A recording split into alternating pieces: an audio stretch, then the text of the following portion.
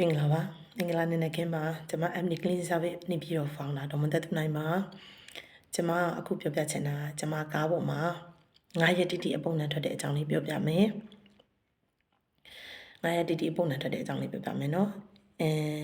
ဘယ်ကနေစမလဲဆိုတော့ကျွန်မကအမေတို့ကဒုက္ခဝတီမှာနေပါတယ်ကျွန်မနေတဲ့နေရာနေပြီးတော့မှကျွန်မကအဲ့ဒီအခုစီပွားကူတန်ခေးအရာဘက်ပေါ့နော်ခေးအရာဘက်ကနေပြီးတော့ဖြတ်ထွက်ရင်နှီးပါတယ်နှီးတော့ကျွန်မအဲ့ဘက်ကနေဖြတ်ထွက်ပါတယ်ဖြတ်ထွက်တဲ့အချိန်မှာအဲ့ဒီဖွားကကျွန်မရဲ့ကားပေါ်မှာလိုက်လာပါတယ်လိုက်လာတော့ပထမတည့်ရဲ့အပုံနဲ့နန္နာလေးကိုတော့ကျွန်မကဘာမှမလုပ်ဘူးပေါ့နော်ကျွန်မထင်တာကငှက်လားအိမ်မြောင်လားကြွက်လားအကောင်တကောင်ကောင်သေးလို့နန်းနေလို့ကျွန်မထင်ပါတယ်အဲ့ဒီအတွက်ကြောင့်ဒုတိယမြောက်ရက်မှာကျွန်မကားကိုဖြုတ်ပြီးသွားစစ်ပါတယ်ကျွန်မခုံအစွတ်တွေကိုပါဖြုတ်ပြီးတော့ကျွန်မစစ်ပါတယ်စစ်တဲ့အချိန်မှာဘာမှမတွေ့ပါဘူးဘာမှမတွေ့တဲ့အချိန်မှာကျွန်မအနေနဲ့တန်တရားနည်းနည်းဝင်လာပါတယ်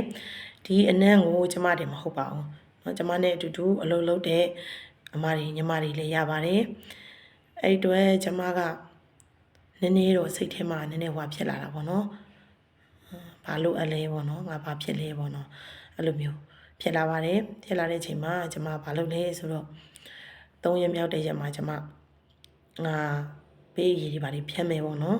ငါအဲ့လိုလှုပ်တော့မယ်ပေါ့လှုပ်တော့မယ့်အချိန်မှာကျွန်မပေးရိတ်ဆန်ရပေးရည်ပေးသေးဟိုကျွန်မတေးသေးချာချာလေးယူပြီးတော့မှကျွန်မဖြန်းတော့မယ့်အချိန်မှာအဲ့ဒီညမှာကျွန်မအိမ်မက်ပါတယ်နော်အိမ်မက်တဲ့နေ့ခင်းတစ်ခါမှတ်တယ်ညဘက်တစ်ခါမှတ်ပါတယ်ညဘက်တစ်ခါမှတ်တော့သူတဲ့အဲ့ဒီစီးပွားကုသဘက်ကတိုက်အောက်ထပ်တွေပြိုနေတာရှိပါတယ်ပေါ့နော်သူအဲ့ဘက်ကနေလိုက်လာတာပါပေါ့လိုက်လာတာပါတယ်သူကအောက်ဆုံးထက်ကပါတဲ့သူအဲ့ရခန်းထဲမှာသူနားနေတဲ့အချိန်မှာပေါ့နော်သူထိုင်နေတဲ့အချိန်မှာငလင်လှုပ်ပြီးတော့သူကပြပြီးတော့မှသူတည်တာပါတဲ့နော်အဖွားပုံစံလေးကမဝပါဘူးနော်မပိန်မပါလေးပါမပိန်မပါလေးပါနောက်ပြီးတော့ရှေ့လူကြီးပုံစံလေးပါရိုးရိုးကြီးပါ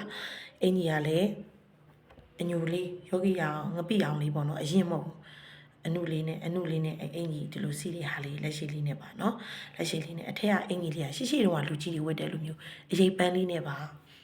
အရေးပန်းလေးနဲ့ထမိန်ကခြိသားလေးပါ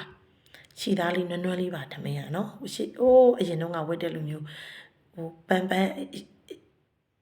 အကွက်ကလေးလေးပါတယ်အရိတ်ကလေးလေးပါတယ်သိလားနွမ်းနွမ်းလေးအဲ့လိုမျိုးလေးနဲ့ကျမကိုပြောပါတယ်ခဏနေပါအောင်ပေါ့